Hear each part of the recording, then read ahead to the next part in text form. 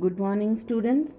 Today we are going to start chapter 2 of Civics, Vision Set Forth in the Indian Constitution. What do you mean by Constitution? Constitution is a set of rules according to which government of any country is governed. So when our Indian Constitution was framed, at that time the framers of our constitution has set forth a vision. That means that what they have seen in the future, what they wanted in the future. So all that provisions and goals were set up in the Indian Constitution. Today we are going to study about our constitution in this chapter. The constitution of our country lays down the national goals. In our constitution, certain goals are mentioned according to which our government governs and functions. The main goals of our constitution are democracy, socialism, secularism, and national integration. I hope all these terms are familiar to you. What do you mean by democracy? Democracy means where the people elect their representatives, means the government is of the people, for the people, and by the people. Socialism means where there is equality in the society, all the people are given equal opportunities. Secularism means all the religions are treated equally, everyone is having freedom to follow any religion, and government does not interfere in any religious matter, or government does not impose any religion of its own. And national integration means unity of the nation. So all these were the goals which were set up by the constitution. Now, the framers of our constitution, they showed respect for human dignity. Human dignity means human respect. They committed equality, that there will be equality in the society, there will be non-discrimination in the society, and they showed concern for the poor and the weak. Now, we will study about the features of our constitution. First feature of our constitution is that it is the largest written constitution. It is a supreme law of India.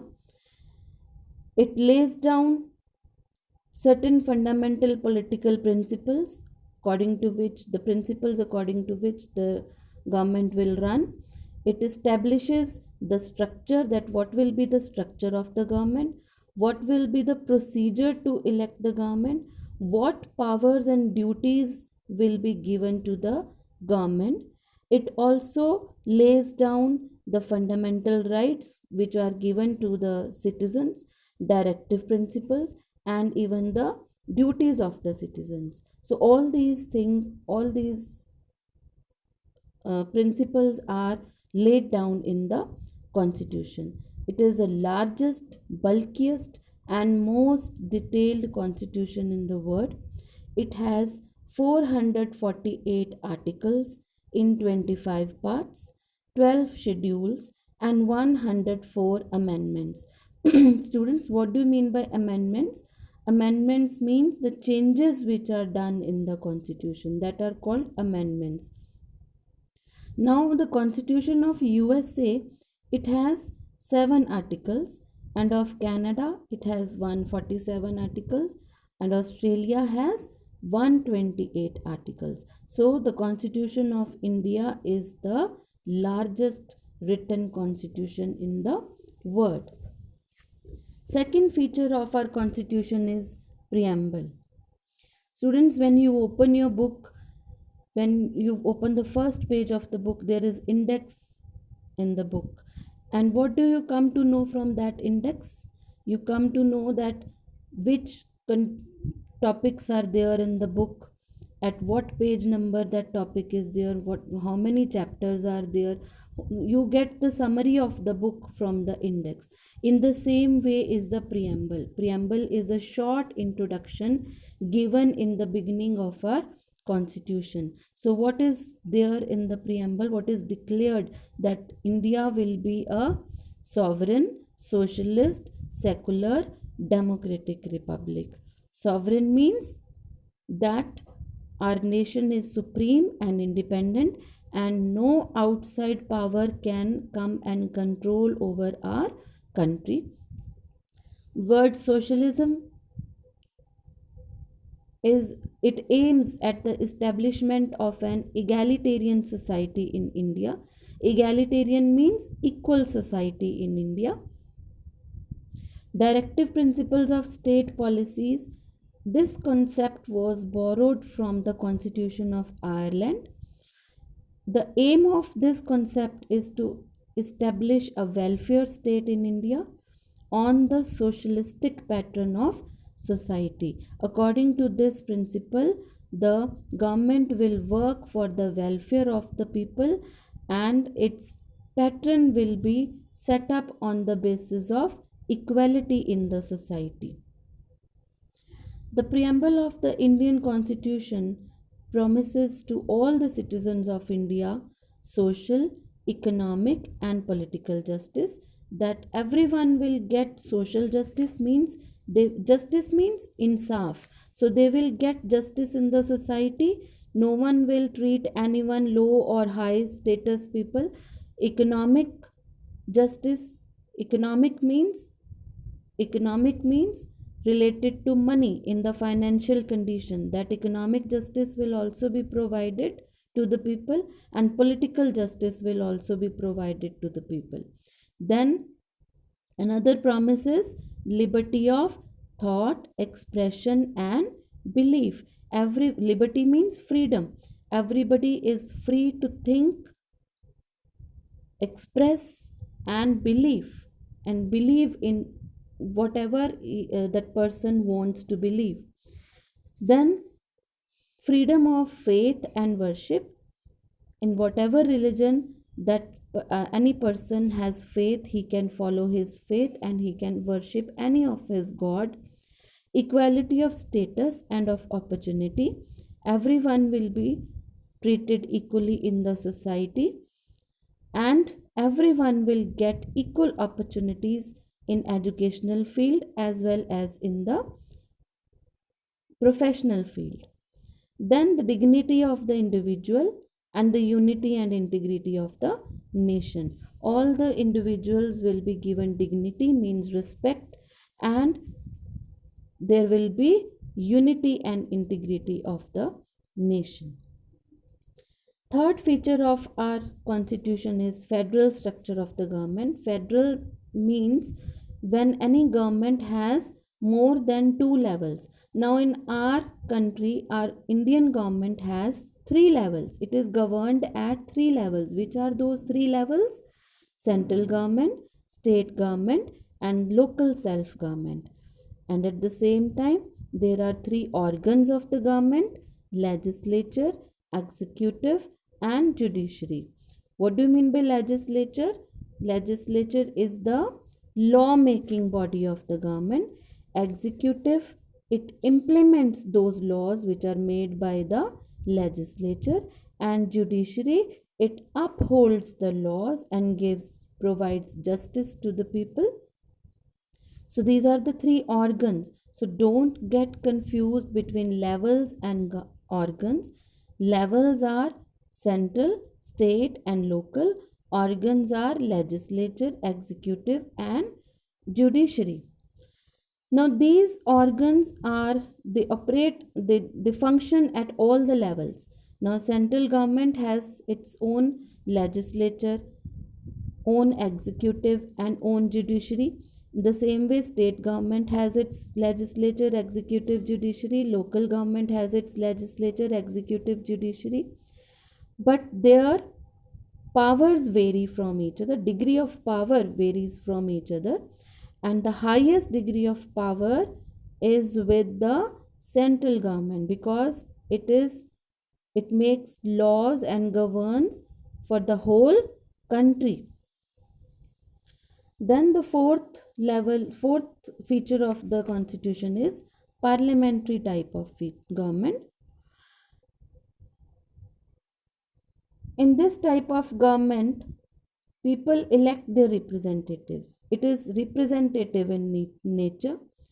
It means that the executive organ of the government is answerable to the parliament or to the legislature. Now, students, the legislature is a lawmaking body, all of you know. So, at the central level, legislature is also called parliament. It has two houses, Lok Sabha and Rajya Sabha.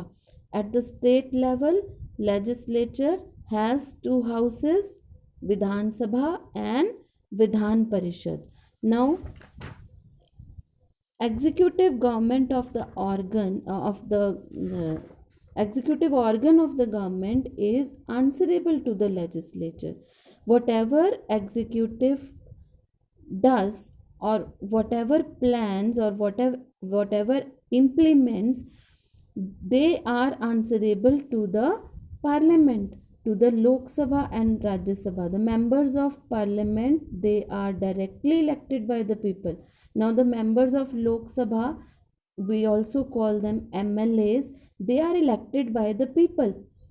So the leader of that majority party in the Lok Sabha is elected as the prime minister. So that is the government of the people, for the people and by the people.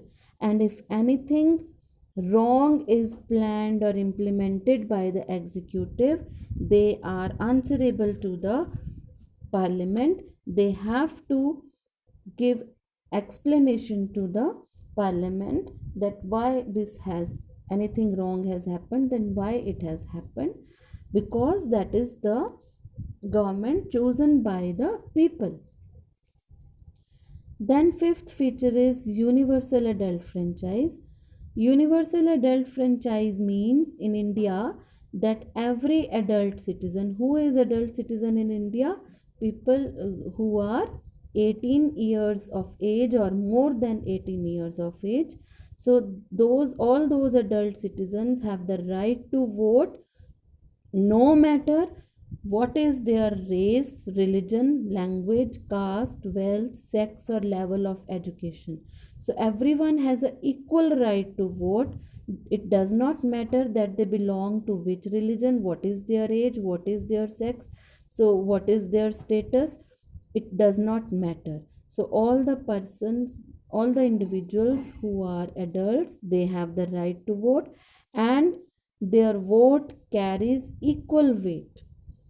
It is not so that if a person is having a very good status in the society, then his vote will have more value than the person who is very poor in the society. So it is not so. Everyone's vote has equal weightage. Then next feature is independent judiciary. This is the third organ of the government. Judiciary means the courts which are there in our country. So what is the function of the court? They are the custodian and protector of the Constitution of India.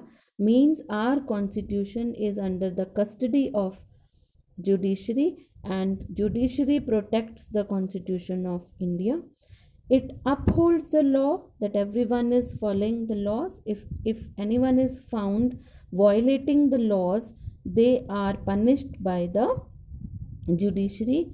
And even the disputes means any conflicts or कोई झगड़े होते हैं किसी के, तो they are solved, they are settled down in the judiciary. The basic rights of the citizens are also safeguarded by the judiciary. If anyone feels that they are not enjoying their fundamental rights, or anyone is violating the fundamental rights, and then that person can appeal in the judiciary to get those fundamental rights. Then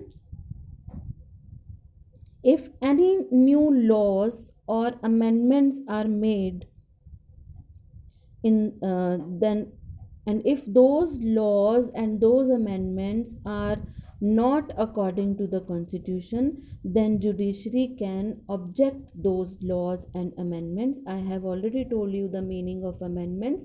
Any changes which are done in the constitution, in the articles of constitution, that are called amendments.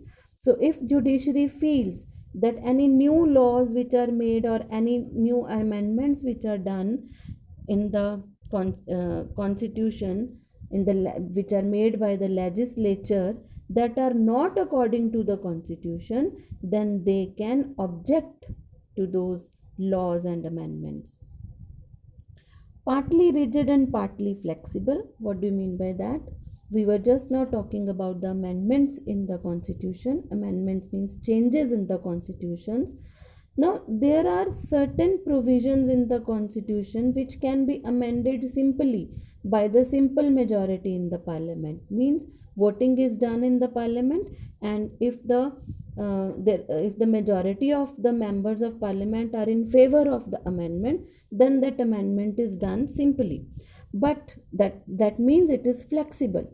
But sometimes there are certain provisions in the constitution which cannot be amended so easily.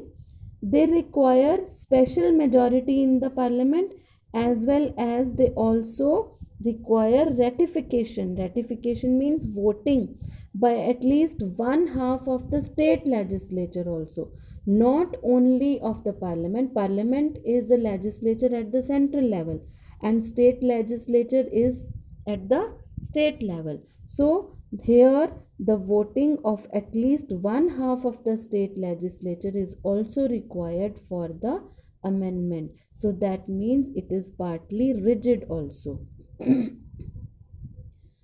Next feature is secularism. Secularism was inserted means उसको डालना, ये बाद में डाला गया था. The word secular was inserted in the preamble to the constitution by 42nd amendment of 1976. Amendment की गई थी, changes किए गए थे. That according to that amendment, this word secular was inserted in the preamble. Indian secularism means Sarv Dharam Sambhav. It means tolerant attitude towards an equal respect for all cultures and all the religions. That the government will have equal attitude, tolerant attitude towards every, because in our country there are people living of different cultures. There is variety of cultures and variety of religions and variety of languages people speak. So the government of our country, it respects all the cultures and all the religions, and it treats equally all the cultures and all the religions.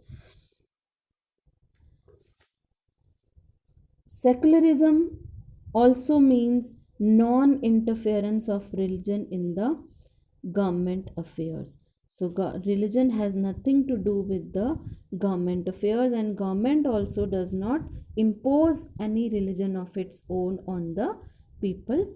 People are free to follow any religion. There is no compulsion that they have, any particular individual has to follow any particular religion. No, they are free to follow any religion. They are free to even change their religion. They can convert the religion. Then next feature of our constitution is fundamental rights. Now our constitution has given certain rights and duties to the citizens. Not only rights, but some duties are also given to the citizens, that are called fundamental rights and fundamental duties. Which are these fundamental rights are mentioned in part 3 of the constitution and are justiciable. Fundamental rights are defined as basic human freedoms which every Indian citizen has a right to enjoy for a proper and harmonious development of personality. So for every Indian, for the development of every Indian citizen, these fundamental rights are said to be basic human rights. So these are the basic human rights which every individual should get, so that he can develop his personality.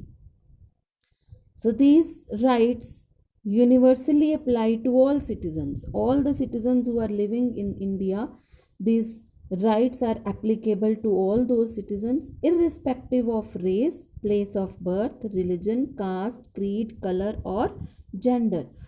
To whatsoever race a person belongs to, whatever place of birth person belongs to, whatever religion person belongs to, no, does not matter. All will enjoy these fundamental rights who are the citizens of India. And if these rights are violated, then they, if anyone violates these fundamental rights, they are said to be a, that is said to be a punishable offense according to the Indian Penal Code, subject to discretion of the judiciary. Now, which are these fundamental rights? First is right to equality. Now, right to equality means all the people are equal before the law. Everyone is treated equally by the law.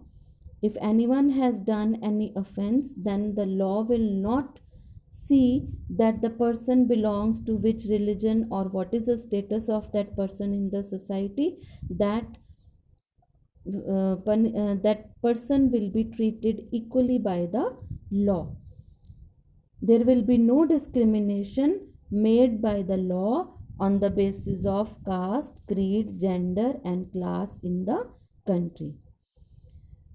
Then, in the same way, all citizens of India, they have the equal right to vote. This is already explained, that those who are adult, they have the equal right to vote irrespective of their religion, caste, or gender. So according to Article 14 to 21, all the individuals will enjoy same rights without any discrimination on any ground. Then is right to freedom. Now their freedom can be of many kinds, like right to freedom of speech and expression. We can speak anything, we can express our feelings, our views. Second freedom is to assemble peacefully anywhere without arms. We can get together at any place, but that should be a peaceful get together without arms. Arms mean किसी हथियारों के बिना. Third, then next freedom is to form associations and unions. People can form their associations and unions. Next is to move in any part of the country. Now we are free to move to any part of our country, to any city or any state. We don't have to take permission from anyone, but if we have to go out of country, then we have to take permission. Next is to reside in any part of the country. We can live, reside means we can live in any part of the country. We are we don't want to live in any particular city or at any particular place. We can shift from that place.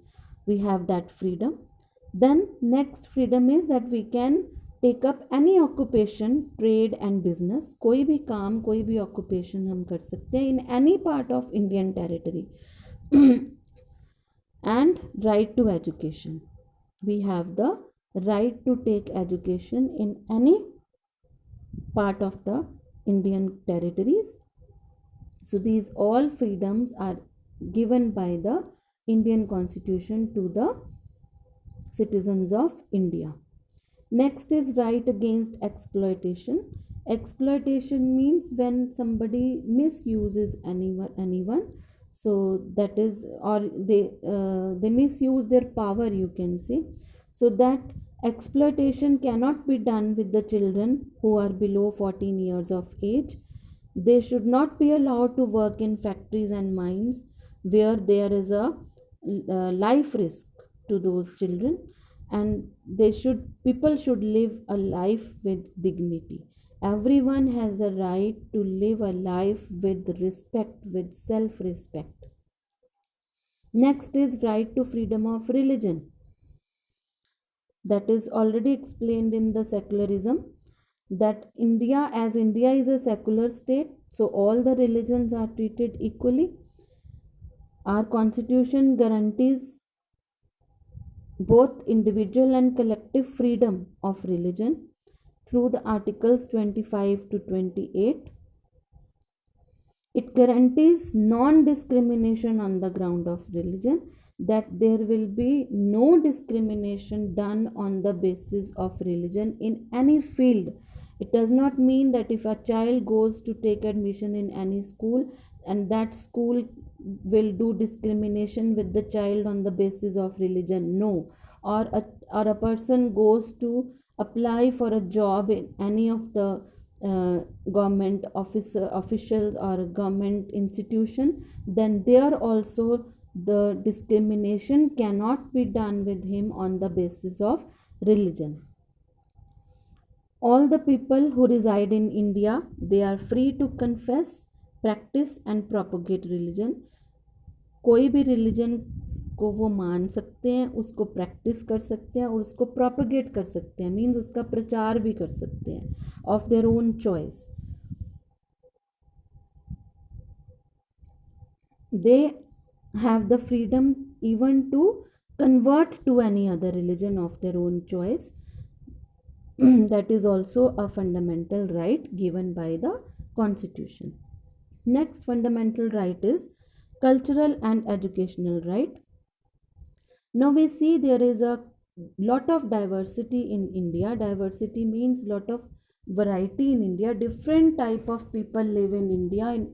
When we move from state to state, we can find the people who follow their own culture, own religion. They speak different languages. They follow different traditions, you can say. So to people, they all the people who are following different religions, speaking different languages, following different culture and tradition, they all have right to preserve and promote their own language and culture. It does not mean that a person from one state to shifts from one state to another state, he cannot preserve or promote his own culture or language in that particular state. That person has a full right to preserve and promote his own language and culture wherever he goes. Minorities have the right to establish. Who are minorities? Group of people who are less in number, they are called minorities. They also have the right to establish their own educational institutions. Next fundamental right is right to constitutional remedies. Constitutional remedies means that if anyone is deprived of his fundamental right, अगर किसी को लगता है कि उसको उसका fundamental right नहीं मिल रहा, then that citizen can move to the court and appeal in the court. Fundamental rights for Indians have also been aimed at overturning the inequalities of pre-independent social practices. Now, these fundamental, what was the aim of providing fundamental rights to the citizens by the constitution framers? Why constitution framers have given these rights to the citizens? Because they have seen the condition of the society before independence. Before independence, there was lot of inequality in the society. There was social inequality practiced by the people. They were practicing untouchability. There was lot of discrimination done on the basis of religion, caste, race, sex, place of birth.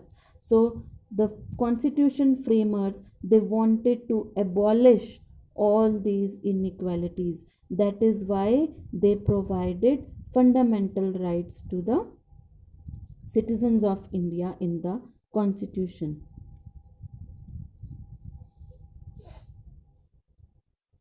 Some fundamental rights are given to the foreigners also. For example, in the case of right to life, they have the right to live. The right to life is provided to the foreigners also.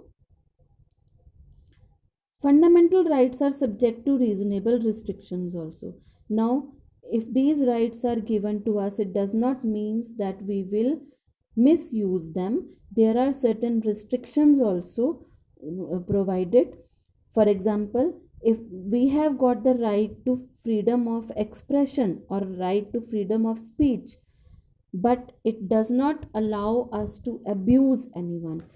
Freedom to speak and to express does not mean that we can speak anything whatever we want to speak, and if those words hurt others or those words are abusing others, then we don't have any right to use those words, or we don't have right to express ourselves like that way. So there are certain restrictions, and if any person crosses the limit, then that person can be tried in a court of law. उसको court में भी पेश किया जा सकता है. Then these were all our fundamental rights. Now our constitution has laid down certain fundamental duties also. Which are those duties? That we have to respect the constitution, we have to respect the national flag and national anthem, we have to protect the sovereignty, unity of the country, and safeguard public property by avoiding violence. So these are some fundamental duties. So with this, our chapter is over. So I hope everything is clear to you. So students, we will do bookwork and question answers also. I will send you the exercises in PDF. So have a good day, students.